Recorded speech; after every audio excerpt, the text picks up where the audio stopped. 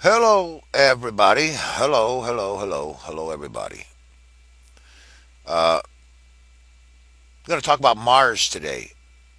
Mars, the principle, and otherwise known as the planet. Okay. If you take the letter M on the first letter of the word Mars and you turn it upside down, you have war. This is spelling and spelling, or the spells in spelling. Okay. Uh, that's for another topic, another day, a different topic for another day. I want to talk about Mars, but there's the first little uh, fact that could stimulate some interest in the subject. Okay, excuse me, scratching my chin here. Mars is known to be the god of war. This came out of like Rome, and they screwed everything up basically. They had a pretty nice little system for the rich going, but it didn't really serve the entire world very well, and it fell. Okay, so um, Mars is a principle that the ancients associated to a planet. In order to animate an invisible principle, you need something to use as a symbol or an archetype to represent that which you cannot see. Okay? And people do this with many things. It's, uh, it's as old as the hills. For example, a dowser, someone who would divine water using a stick. They're called dowsers, and they'll cut a certain type of a branch from a tree or a bush or something of this nature, and generally it'll be a forked piece from the tree, and they'll walk around the property with it, and it'll point down to where there's water. So essentially, what they're doing is they're using a visible object to locate something that is hidden. And that's why the ancients used objects that are visible to describe and highlight in their lessons that which was invisible. And the association to the planets is direct. It's not supposed. The planets are the way they are because things are the way they are. So Mars uh, is not war. That would be a symptom of the principle of Mars. Mars is the marshal of heaven, the marshal of good fortune. Mars stands between you and your birthright, not to rob you of it, but to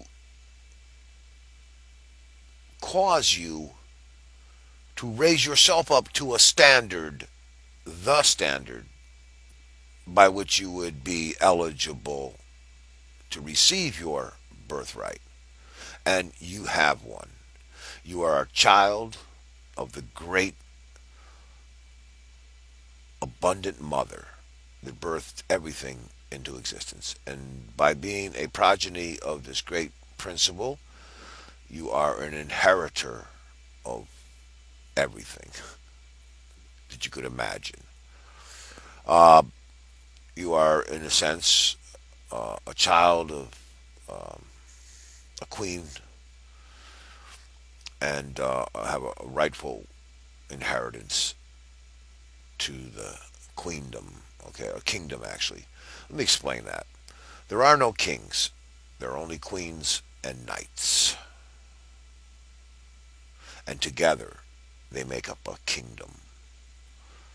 Now, in order to receive your fortune, you must be refined.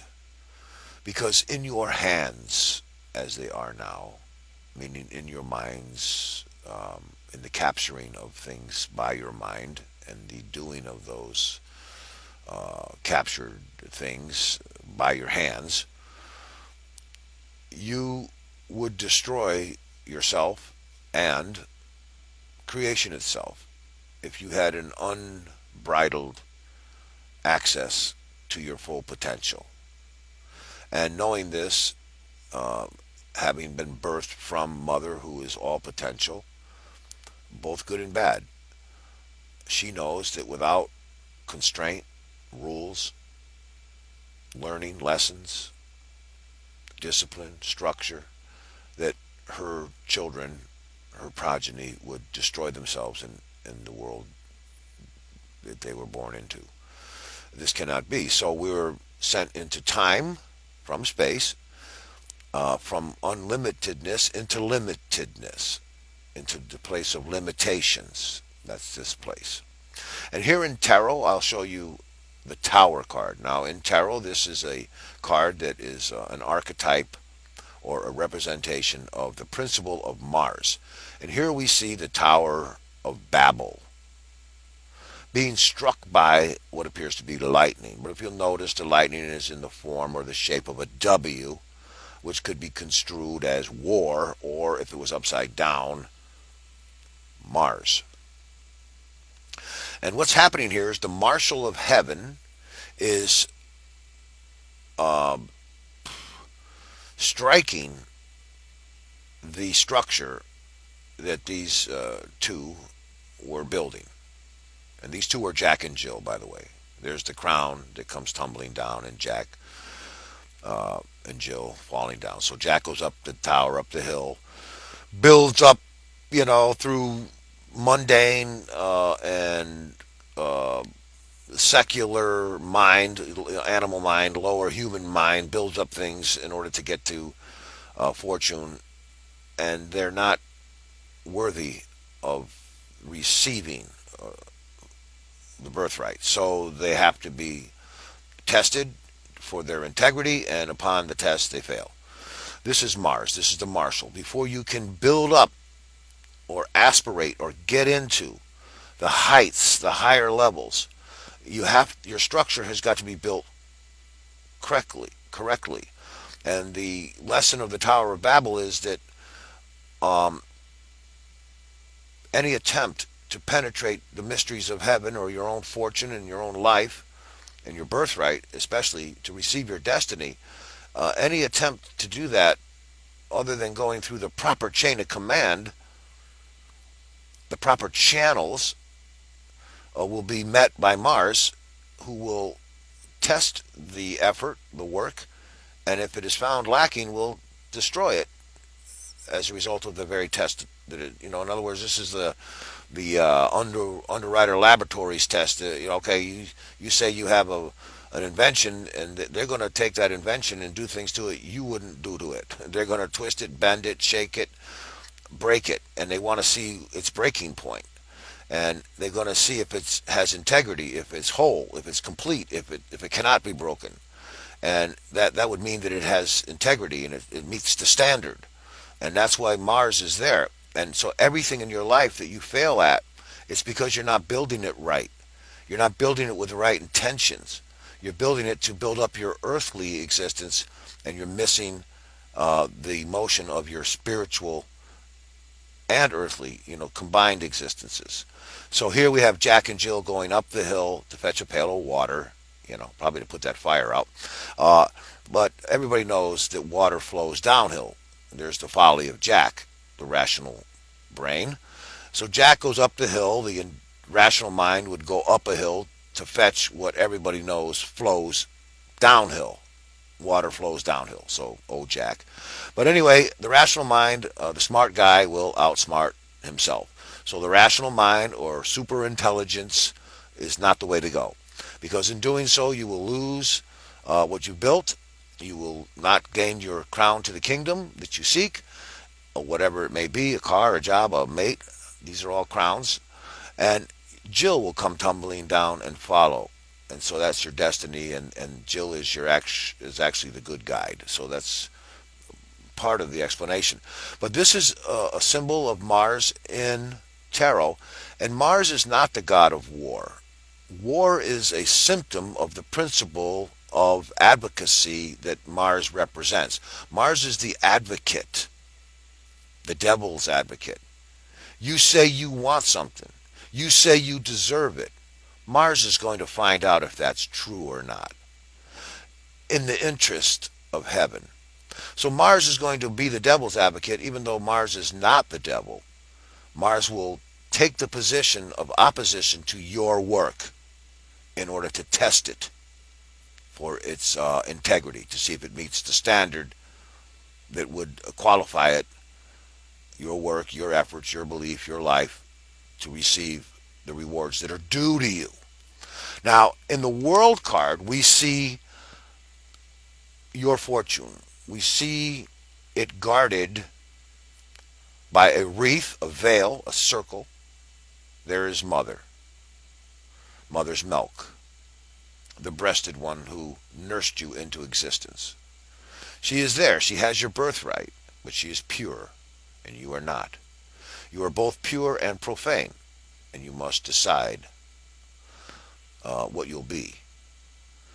And in the deciding of this is Father Time, the four beasts. This is Beauty and the Beast on a card. And the beasts are the beast of time. They will destroy anything that is built of time. They will destroy anything and everything that is not built from the divine mind. Everything that is built from a selfish, human, straw man, ego I man will be destroyed. It's not worthy of heaven. And that's what you're seeing in this card. There she is behind the veil. She's in a circle. That's space, pi, whole, complete, total, the ultimate nutrition, your mother. And here is Father Time, the four winds of time, the four directions, the four suits in a deck of cards, the four basic elements of matter, the four quarters of time on a clock,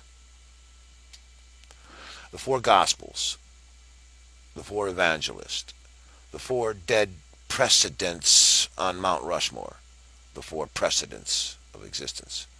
These are the rules that the unruly children must learn, and thereupon earn their birthright and earn their fortune, which is shown almost in a synchronized way on the fortune card. There they are, the four beasts, the four winged or above earth, above earthly matters principles. This is why there's wings on there. It's like they're above the ground. They're above the earth. They're in the mist. They're in the cloud. You can't really see them. These are the invisible rules that guard your fortune. This is so that the unworthy cannot gain the true prize. Oh, the unworthy can gain the world. They can gain all of the kingdoms of the world and all of the glory therein. But what good does it do a person if they gain the world and lose their soul? And so, soul is something that we seem to be able to live without in this life. But I guarantee you, you will not take your first breath without it in the world to come, which is coming fast for everybody. If you live to be 80 years old, you're only going to get 960 months of life. And like it was when you were in the womb, you needed to grow certain things to your character that you didn't need in the womb, actually couldn't use in the womb, but you were going to need them for the very first second in the world to come, which is this place now. And I'm speaking about your nose and your mouth. These are characteristics that you were growing on yourself while you were in the embryonic stage of the womb that you couldn't even use while you were in there. But they were the very first thing that you needed when you got here. And so it'll be the same now. There are things in this life that you need to gain and grow into your character that are not necessarily valuable or even usable in this world. But in a very short period of time, they'll be the very first things that you're going to need if you would advance in your journey through existence and the world to come. More on all of this coming later. I wish you all well, and thank you for listening to the video. Peace.